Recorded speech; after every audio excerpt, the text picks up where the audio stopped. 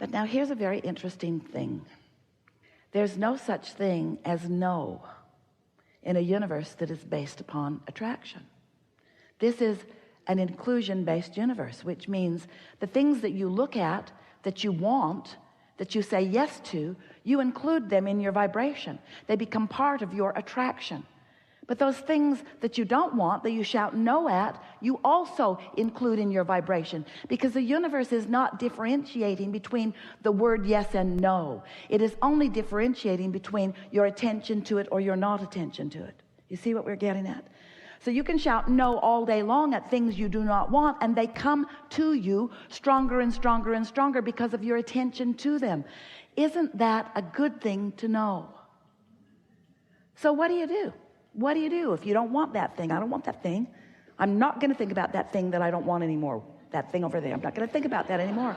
I'm not going to think about that anymore. I'm not going to think about it. I'm not going to think about it. I'm thinking about it. I don't want to think about that thing. I don't want to think about it. I don't want to think about it. So what you have to do is think about something else. You think about other things. You just gradually, and it takes a little bit of time, it's gradual, shift your attention more and more to things wanted, and therefore not so much on things not wanted. But it's not an instant transformation. It's a general, gentle transformation. And it's helpful to understand what makes it easier and what makes it more difficult. If you want something that you see no way of it ever coming about, those desires don't feel so good, do they? That feeling of doubt or insecurity is unpleasant. And that's what happens when you have contradictory thought going on within you. I want this, but it can never be. Painful and untrue. Painful because it's untrue. Because you have the ability, because of who you are, and because of your power of focus, and because of the laws of the universe, you have the ability to focus anything that you desire into reality. You can't create for others, but you can create anything. You can be or do or have anything that you define as something that you want, as long as your own thought does not contradict it. And that's a really interesting thing, because sometimes you want things that you just don't believe.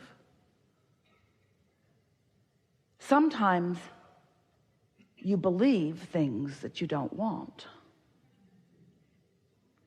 But the most important factor is, what is your belief? Because your belief is your most practiced thought. Esther argued with us in the early days of our interaction. She would say, Abraham, it's true. That's a true thing. So don't you think, I've been trained, she said, to be objective, to weigh the pros and the cons and the pluses and the minuses, to be balanced in all things, to give my attention, to be objective. It's a true thing. So shouldn't I at least acknowledge this true thing? And we said, anything you acknowledge, anything that you focus on, you are practicing a vibration. You are practicing yourself into a pattern of belief. And that pattern of belief, therefore, equals your point of attraction, and therefore becomes what you are demonstrating or manifesting in your life experience. And therefore, if we were standing in your physical shoes, we said to Esther a lot, and we're saying it to you, we would focus upon those things that we want to manifest. We would focus upon those experiences that we want to replicate. Anything that you want plenty of in your life experience, give your attention to it. And the things that you do not want to perpetuate in your life experience, or even upon mass consciousness in general, withdraw your attention from unwanted things. When you think a thought and hold it as your point of focus for as little as 17 seconds, another thought like it joins it. Law of attraction brings that thought to you. And while the law of attraction is working in the background at what you might consider to be an unconscious level, as you focus upon things and focus upon them longer, eventually you think a thought often enough and long enough that it becomes a dominant thought within you, and that's what your beliefs are. And your beliefs equal your point of attraction, because what you're thinking is causing you to emit a vibrational signal that law of attraction is answering with things like it. And so it's easy to understand how beliefs get so rooted within you. Some of the beliefs that you hold are very beneficial to you, some not so much. But it's easy to understand how beliefs would become so rooted, because when you think something long enough that it's a pattern or a habit of thought, then things begin to actualize around it. They begin to demonstrate around it. So what you believe happens, and then you believe it more. As you listen to other people talking about what they believe, and you see them demonstrate it, then you believe it more. So here are the laws of the universe simply explained, so that you can understand how it is that things are coming to you or to others because of your attention.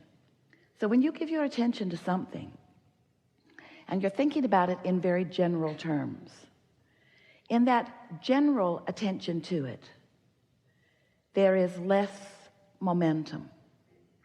The more you think about it, the faster the momentum. So when you've given your attention to something, your undivided attention to something, and you've given your attention longer and longer, law of attraction just fills in more and more details for you. And the more detailed a subject becomes, then the stronger your point of attraction is. The more general you are, the less.